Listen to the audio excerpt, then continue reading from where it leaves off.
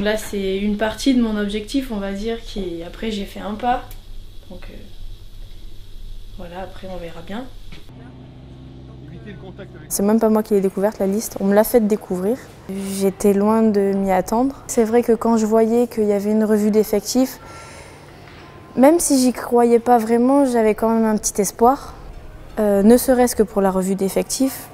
Je suis peut-être un peu plus fatiguée, du coup je m'attendais vraiment pas à être ici, donc forcément ça a été une grande joie. Donc au départ il n'y avait pas forcément de pression. Mais après, petit à petit, en arrivant ici et en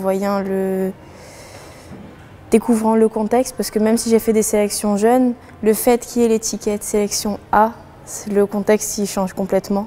Et du coup, la boule au ventre, elle a commencé un petit peu à arriver. Là, ça fait le troisième jour. Troisième jour, là, ça va, elle commence à diminuer un peu là. Encore, touche de terre, droite, gauche. Réveille bien.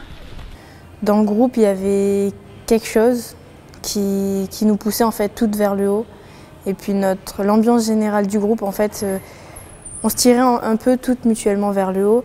Et chaque match, en fait, on prenait du plaisir. On avait cette sensation un peu d'invincibilité.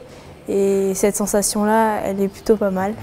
Ça reste des sélections jeunes, mais après, bien sûr que ce sont quand même des grandes compétitions internationales. On enchaîne quand même les matchs. Et à la fin, même si on est fatigué, faut quand même chercher les dernières ressources pour être là, justement. Là, je suis dans l'optique de donner ce que je sais. Et puis après, on verra si ça correspond à certaines attentes. Voilà, donc jouer comme je sais le faire, et puis sans trop se poser de questions.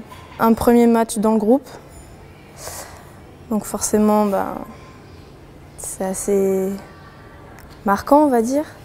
En plus, ça se passe au Vélodrome, donc chez moi en quelque sorte, dans ma région. Donc ça reste symbolique. Et puis l'Italie, bon après Romanlis, Italie, mais je ne me suis jamais trop considérée comme italienne, mais bon, ça reste une belle nation.